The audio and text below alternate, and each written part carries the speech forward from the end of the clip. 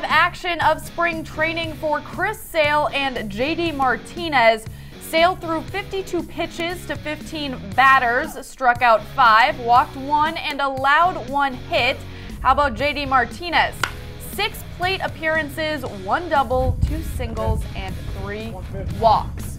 Welcome into Red Sox Now. I'm Courtney Cox, and we can talk about the Sox all we want up here in the cold, but we've got feet down on the ground in Fort Myers. My guy Jemai Webster came on to talk with me yesterday before the Sox split squad games. All right, so my guy Jemai Webster, you're down in Fort Myers. I am jealous, but we got to talk some Sox. Well, Courtney, the Red Sox getting ready to embark on spring training game number 13 and 14. Split squad today as they take on the Minnesota Twins here in Fort Myers and the Philadelphia Phillies in Clearwater. But the big news today is JD Martinez getting ready to make his spring training debut for the first time against live pitching when it's the opposition. He's had some work in the backfields here in Fort Myers. Red Sox manager Alex Cora told me he took about 15 at-bats and getting ready and prepared for this, but I asked him about his level of excitement, and he told me that the difference maker, or the difference in JD Martinez, is that his preparation separates him from everybody else. And he gave me an interesting anecdote. If you look back to 4 years ago, Martinez was designated for assignment. That is essentially being kicked out of a team and left out there, but he's worked his way back into where he is now, and now has signed a 5-year deal with the Red Sox and has an opportunity to be on a team that can contend now as their big centerpiece. You remember, he had 45 home runs last year as a member of the Diamondbacks. Now in his 6th year in the big leagues, here's more from Cora on his lineup centerpiece. But this is a guy that he works in his craft. This whole week, just watching video, in the cage, hitting outside, asking for live BP.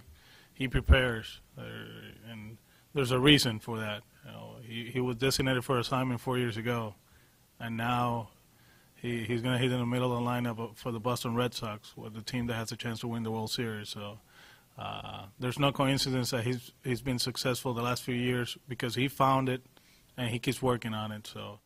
So there you have it from his manager, Alex Cora, as a 30-year-old slugger is set to make his spring training debut. It's an exciting time around here because of the intangibles that JD brings. You talked about that work early on. You heard it from Alex Cora in just a moment ago. He also said that he has been asking for live BP sessions, and on Tuesday, during his live BP, Martinez hit a home run off of Rick Porcello. We know the year that he had 2 years ago, winning the Cy Young. So the phrase is iron sharpens iron. That's exactly what we're seeing here at spring training. Well, good to know that the work ethic is there, but to me, it just seems like this team's looser. Seems like they're having more fun. Is that just me, or is that the feel down south? Well, it's interesting that you bring that up. Alex Cora, of course, being the 3rd youngest manager in the major leagues. And I think that his age really plays a part into his relationship with his players, because he can relate. Not only has he been there as a player, he's also been there as a manager or as a bench coach with the Houston Astros last year. And we understand that the success that they had winning the World Series. But Cora can relate to his players because he understands the grind. And I think we've seen that so far in spring training. There's a lot of looseness in the clubhouse, the atmosphere. Guys are enjoying each other. And anytime you're around each other for a long season, it's always best if you can actually like the person that you're in this fight with, just like we like working with you guys. Jemai, making my day as always. All right, so wear some sunblock. We will be checking in with you more. I'll text you later to see how much fun you're having, but thanks so much for checking in. You're very welcome. So obviously, Jemai talked about JD Martinez, so let's take a look at what JD did in his first live game action. Well, not much doing at the plate. JD went 0 for 2 with a couple flyouts, but he flashed the leather in the outfield, once on the run to his right and again on a quick line drive, so I guess he really can hold his own in the field. Here's what Martinez had to say after his debut. Seeing the ball, just going up there and trying to slow the ball down as best as I can and swinging strikes, really. That's all I was really worried about, is just get a pitch over the plate and just put a good swing on it. That's all I was trying to do. It felt good. It was fun, you don't realize how much you miss something until you can't do it, and you haven't been able to do it for a while. So it's been, it was just fun to get out there. I felt like I didn't chase any balls really outside of the zone. I felt like I swung at some decent pitches. The ones I flew out on might have been a little bit up and in, but they were close enough, and I feel like I did a good job of just not chasing. Now, he's not the only one we're tracking down in Fort Myers.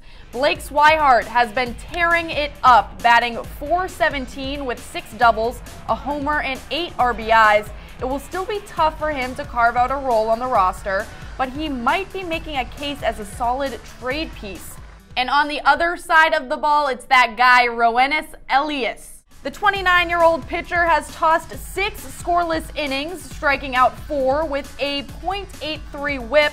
You may remember him as a spot starter for the Sox in 2016, but it looks like the potential reliever may be finding his groove in the Sunshine State.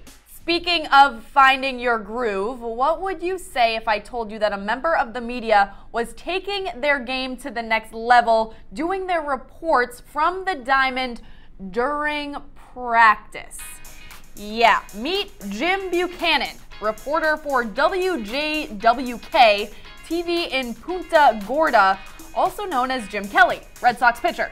Absolutely hilarious. Kelly pulled a fast one on everyone, causing absolute mayhem around the ballpark. And from tricks to treats, the players giving back while down south, visiting Golisano Children's Hospital of Southwest Florida, Chris Sale, Joe Kelly, Brian Johnson, and Matt Barnes.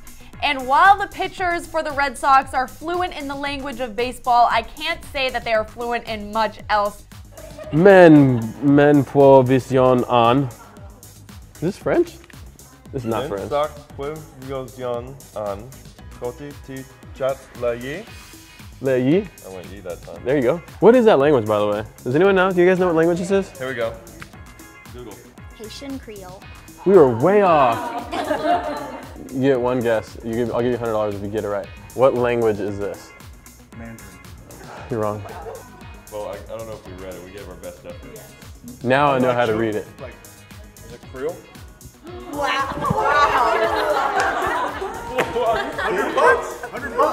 I gotta give him $100. The Sox also welcomed children from the Sunshine Kids, a nonprofit that helps kids with activities while they are battling cancer. And from the looks of it, they had a great time. Great to see the players doing so much good while down in spring training. So let's get back to some game action. The Sox have given us so much already, but we've still got a lot of spring training to go. So let's take a look ahead. Here are all the games that you can catch on NESN. As you can see, the NESN family of networks will bring you 12 more games from Fort Myers, highlighted by the final 2 games of spring as the Sox welcome the Chicago Cubs and Arizona spring training team to JetBlue Park for the first time. That will do it for this episode of Red Sox Now. We will leave you with this to put a smile on your face. Brock Holt, thank you so much. See you guys next week, and go Sox.